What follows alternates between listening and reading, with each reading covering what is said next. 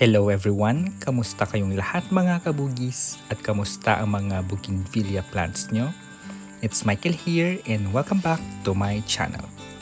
Today is the 30th day of the month and the last day for the month of June. And with this, ang gagawin natin for today's episode ay walang iba kundi garden tour sa aking mini bougainvillea garden.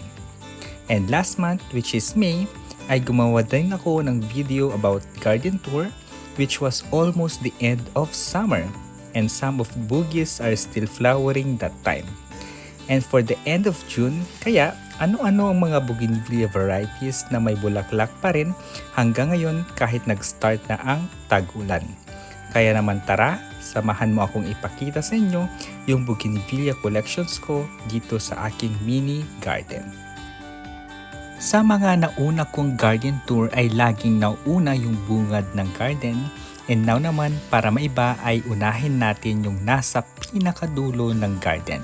Ito yung pinakadulong part ng garden and nandito yung halo-halong varieties ng green leaf, variegated leaves, and golden leaves.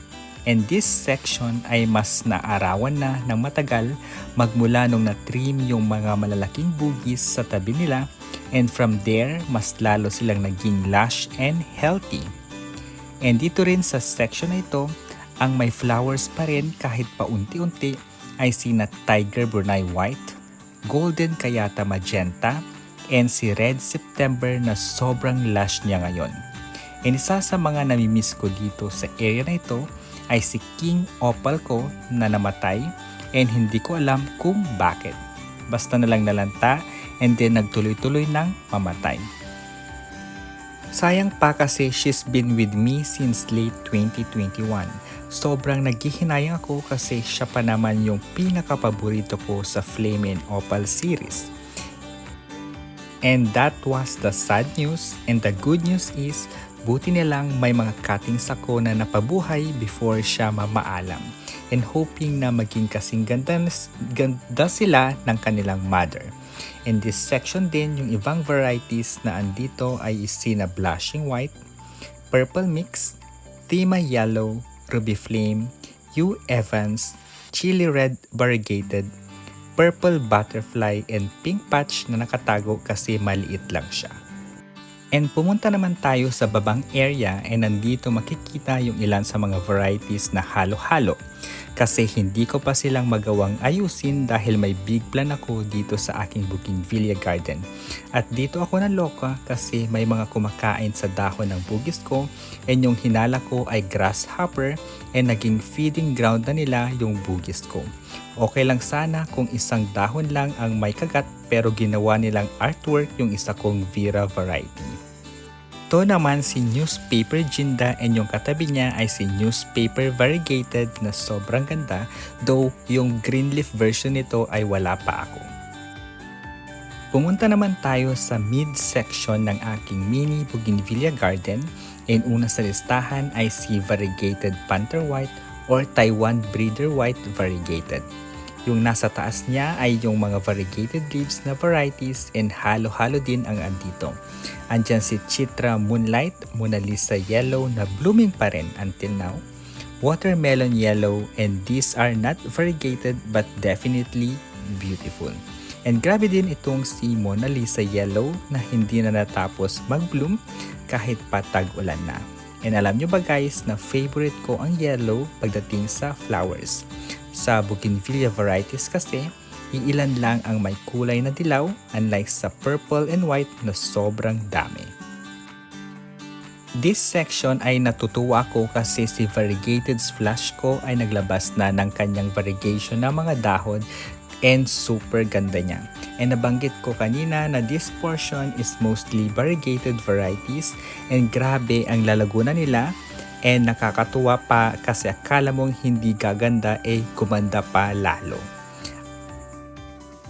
At bago tayo magpatuloy and habang nag-flex tayo o nagtutour tayo ng bougainvillea garden natin and baka sakaling napadpad ka sa channel ko and if you are happen to be new to my channel at hindi pa nakaka-subscribe, paki-click na ang subscribe button para maging updated ka sa latest at sa susunod na videos ko gaya ngayon about Bougainvillea Garden Tour.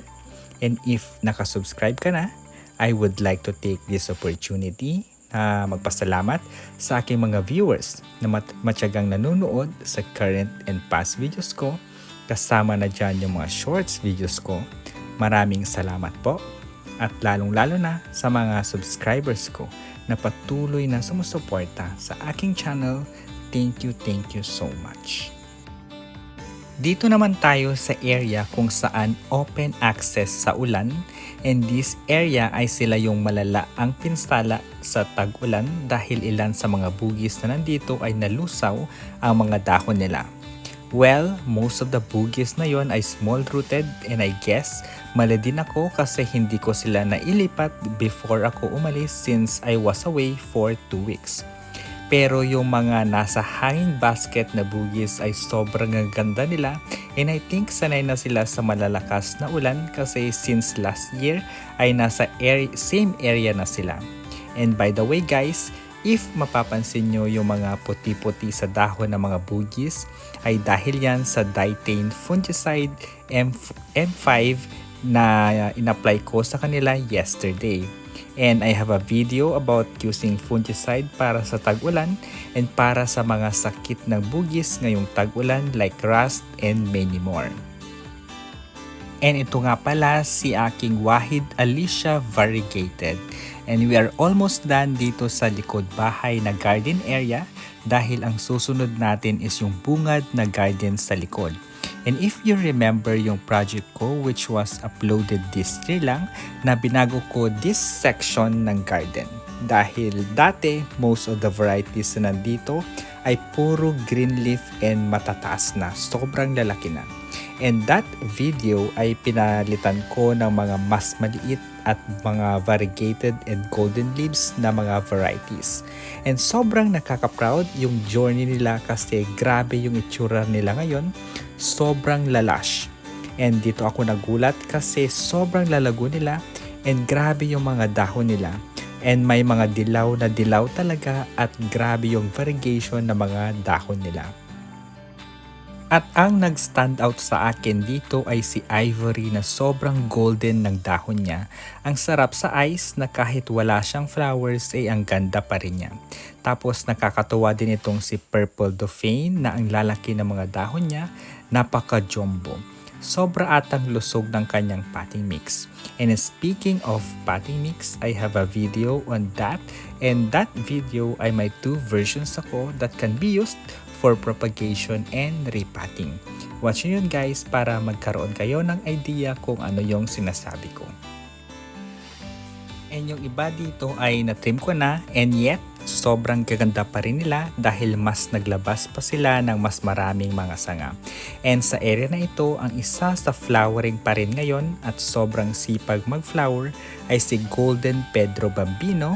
And I think siya yung perfect talaga for grafting kasi ang ganda niya, sobrang sipag niya at golden pa siya.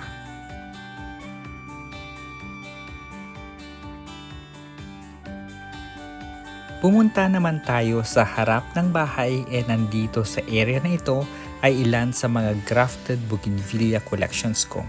Unahin na natin itong si 3-in-1 grafted boogie, and yung varieties na nandito ay sina Polkeyala, Purple Patch, and Camille Beauty.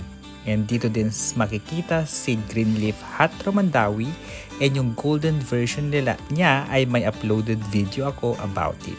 Tapos dito din makikita yung masukal na area dahil sa sobrang daming ganap ng mga bougainvillea ko. And right now, hindi ko pa sila maharap na itrim dahil daulan nga dito sa amin. And buti na lang ngayong araw ay hindi umulan at lumabas si Haring Araw. Halo-halo ding varieties ang nandito, grafted and rooted. And of course, si variegated breeze sa magenta ko na may video din ako about it ay andito. And gusto ko lang din i-share sa inyo yung isa sa mga gusto kong variety ay si variegated yellow foxtail ko, and na-feature ko na siya in one of my uploads. Sobrang ganda niya. And dito din sa area na ito, kahit hindi boogie related ay andito si Hoya plants ko na sobrang OA ang mga roots nila.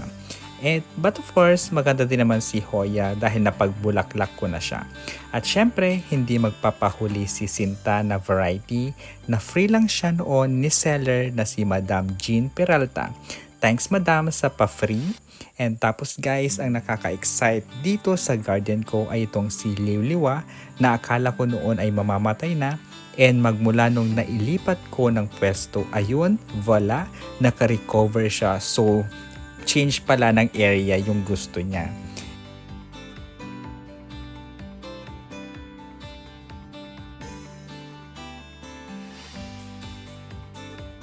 And itong si Mona Lisa Pink ko ay hindi ko na natutuunan ng pansin kasi never din pa itong na-trim and balak ko siyang iripat kasi parang hindi na siya happy sa lagay niya. Pero kasalungat naman siya ni Golden Sakura dahil ang lash niya and healthy niya pero yung katabi niyang si Golden Kayata Magenta ay nangangailangan ng iron fertilizer dahil may chlorosis siya be.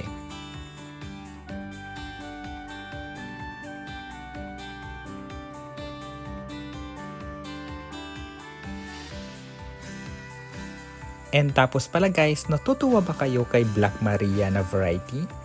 For me, maganda naman siya kahit na hindi ganon ka stand out, pero maganda yung dahon niya kasi kakaiba siya.